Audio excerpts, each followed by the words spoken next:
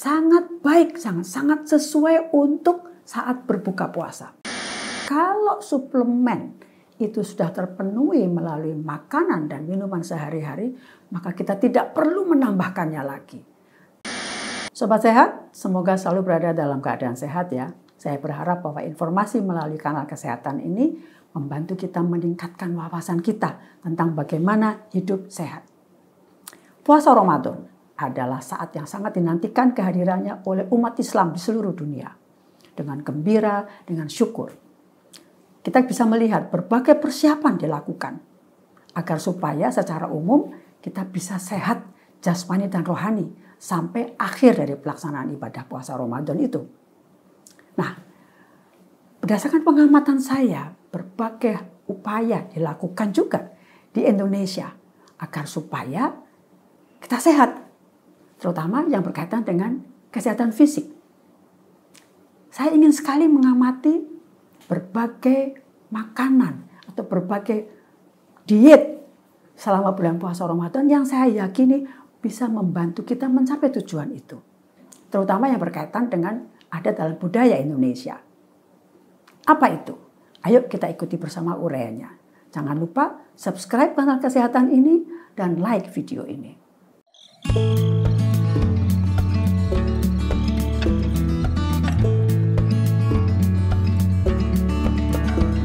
Yang pertama pasti adalah kebutuhan energi. Kebutuhan energi harus terpenuhi melalui apa? Asupan secara cukup dan seimbang. Dari apa? Yang mengandung karbohidrat, protein, dan lemak. Kecukupan itu diperlukan sebagai bahan baku sel-sel tubuh kita untuk memasak dan menghasilkan energi, terutama otak. Otak tidak boleh kekurangan energi. Dari mana saja bahannya? Pertama karbohidrat ya. Pasti utama biji-bijian. Dalam hal ini yang utama di negeri kita adalah beras. Yang sangat ditekankan adalah keberadaan karbohidrat dan serat. Oleh karena itu, saya menyarankan juga dicoba digunakan beras yang berwarna, misalnya beras merah, yang kandungan seratnya cukup tinggi. Yang kedua, protein. Protein utama pasti berasal dari susu dan telur. Berapa banyak yang dibutuhkan? Sangat ditentukan oleh kondisi kesehatan umum. Aktivitas sehari-hari. Orang dengan aktivitas yang lebih, maka tentu kebutuhan susu dan protein pasti lebih. Pada orang yang baru sembuh dari penyakit, demikian juga. Hal yang sama juga berlaku bagi anak-anak. Susu bisa susu hewani ataupun nabati. Keuntungan dari susu nabati itu juga ada kandungan serat, zat-zat fito yang bekerja sebagai antioksidan selain vitamin dan mineral. Kita coba membuatnya dari susu kedelai. Sangat mudah. Merendam 1 malam dan kemudian memproses keesokan harinya. Yang ketiga, lemak. Sumber lemak pasti utamanya adalah hewani. Tentu saja kita tidak mengkonsumsinya secara berlebih. Caranya bagaimana? Misalnya dengan cara membuang bagian kulit dari daging ayam. Sangat membantu kita. Selanjutnya apa? Sayur-sayuran dan buah-buahan yang lebih banyak. Ini menjadi kebiasaan dari masyarakat di negara-negara Muslim. Untuk apa? Pemenuhan kebutuhan serat, vitamin, mineral, dan zat fito. Zat fito misalnya golongan polifenol dan flavonoid sangat diperlukan untuk apa? Sebagai antioksidan. Jadi selama bulan puasa dijaga agar supaya tidak terjadi kerusakan sel yang mengganggu fungsi-fungsi alat-alat tubuh kita. Jadi sangat dianjurkan buah-buahan yang banyak kandungan airnya dan yang berwarna merah, berwarna jingga, berwarna ungu misalnya. Bagaimana dengan kebutuhan air? Tubuh kita akan berfungsi optimal kalau kebutuhan airnya cukup, termasuk otak. Jadi paling sedikit 2 liter air, termasuk yang berasal dari makanan. Jangan sampai kurang. Apakah kita boleh mengkonsumsi kopi dan teh? Boleh. Yang berbahaya adalah bahan-bahan tambahan pada minuman teh dan kopi, termasuk gula dan susu. Tentu saja kita juga harus kendalikan jumlahnya agar supaya tidak berlebihan perannya pada fungsi otak kita. Tentang suplemen, selalu saja bulan puasa identik dengan penambahan suplemen. Secara teoritis harus saya katakan bahwa kalau suplemen itu sudah terpenuhi melalui makanan dan minuman sehari-hari, maka kita tidak perlu menambahkannya lagi. Nah, jadi artinya apa? Sangat individual. Individual maksudnya bagaimana? Aktivitas seperti saya katakan tadi berlebih, kemudian orang yang baru sembuh dari penyakit, dan orang yang memang terdeteksi mengalami kekurangan gizi. Anak boleh.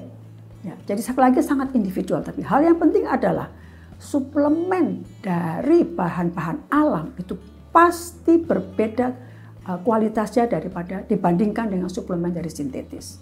Dan suplemen sintetis bisa ada kecenderungan kelebihan dosis. Ini juga tidak baik. Jadi sebaiknya minta saran dokter atau ahli gizi.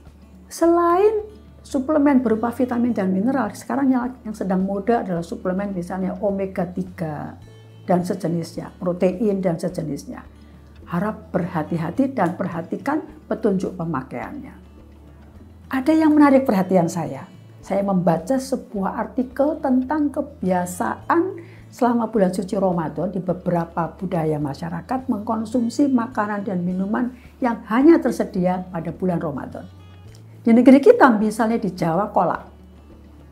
Kolak berbahan baku pisang, singkong, ketela rambat, kolang-kaling, ada santan dan gula. Apa artinya itu? Cukup serat, vitamin, mineral. Sangat baik, sangat sesuai untuk saat berbuka puasa. Jadi konsumsilah dalam jumlah yang cukup untuk memenuhi kebutuhan tubuh kita akan gula yang sudah mulai berkurang akibat kita berpuasa. Sekali lagi, jumlah yang cukup saja dan konsumsi dalam keadaan hangat. Jangan biarkan tubuh kita mendapatkan asupan dingin sesaat setelah berbuka puasa. Kurma dan buah delima ada dalam buku pengobatan Nabi. Kurma menurut saya sangat dianjurkan, terutama sebagai sumber apa? Gula. Sesaat pada saat kita berbuka puasa, itu akan segera dipenuhi kekurangannya dan kekurangan tidak boleh terjadi. Pilih memang yang berkualitas, yaitu memang harus dilakukan. Kualitas sangat menentukan apa? Kandungan gula, seberapa banyak jenis gulanya juga, vitamin, mineral, serat juga. Lalu ada zat fito yang saya katakan tadi. Zat fito itu untuk apa tuh? Antioksidan sekali lagi, menjaga kesehatan sel. 3 buah kurma untuk berbuka puasa sudah cukup untuk memenuhi kebutuhan gula yang saya katakan tadi mulai habis. Bagaimana dengan kurma ajwa? Sangat bagus ya, memang kualitasnya bagus. Terutama berdasarkan studi yang saya baca bahwa kurma ajwa itu sangat baik untuk membantu pengeluaran racun-racun yang ada dalam tubuh kita, misalnya akibat kita mengkonsumsi obat-obatan tertentu dalam jumlah yang berlebih. Lalu delima, buah musiman ya. Delima ini luar biasa, ada dalam sistem pengobatan Nabi. Dikatakan di situ khasiatnya sebagai laksatif, artinya apa? Membantu proses pengeluaran sisa-sisa makanan melalui usus besar. Karena kita tahu ya, pengeluaran itu harus terjaga, yang bisa menjadi sulit akibat kita kurang gerak selama berpuasa dan kurang cairan. Lalu kesehatan apalagi? Lambung, saluran nafas, dan jangan lupa, dan harus tahu, sangat baik untuk menjaga kesehatan sistem reproduksi pria, membantu mengendalikan atau menghindarkan dari gangguan fungsi seksual. Apa saja kandungannya utamanya? Sama, vitamin, mineral. Vitamin ada zinc dan selenium, sangat bagus untuk kesehatan otak. Lalu zat fito, polifenol, sangat bagus sebagai antioksidan. Warna merah dari biji dan daging buah itu berarti ada kandungan antosian, sangat baik sebagai antioksidan. Pada biji juga ada zat-zat yang lain termasuk sterol yang sangat diperlukan dalam jumlah sedikit sekalipun untuk kesehatan sel.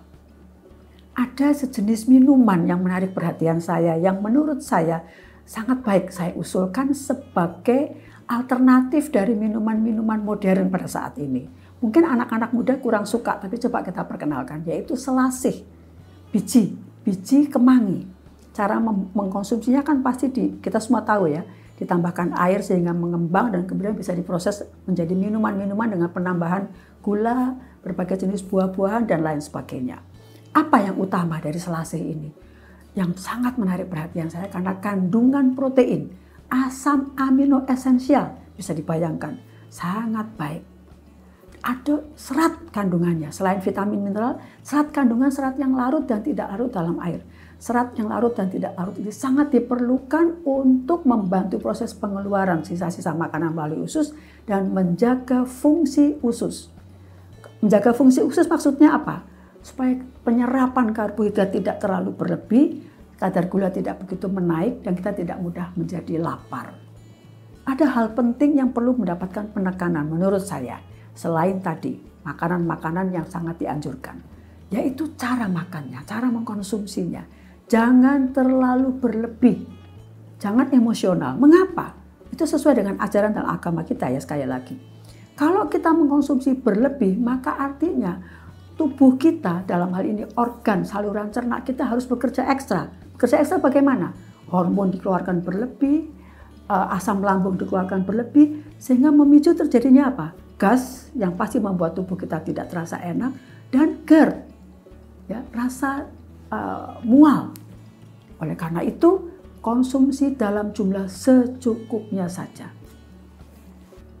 Sobat sehat, banyak sekali artikel ilmiah yang sudah membuktikan bahwa puasa Ramadan itu sangat baik untuk kesehatan jasmani dan rohani. Oleh karena itu saya mengusulkan, terutama terkait dengan asupan, harus berada dalam keadaan seimbang. Seimbang itu maksudnya bagaimana? Semua ilmu mengatakan kalau seimbang itu karbohidrat pasti lebih tinggi. Dalam hal berpuasa Ramadan, jangan sampai kita kekurangan karbohidrat, termasuk gula di dalamnya yang sangat diperlukan untuk menjamin pemenuhan kebutuhan energi yang dihasilkan oleh sel tubuh kita.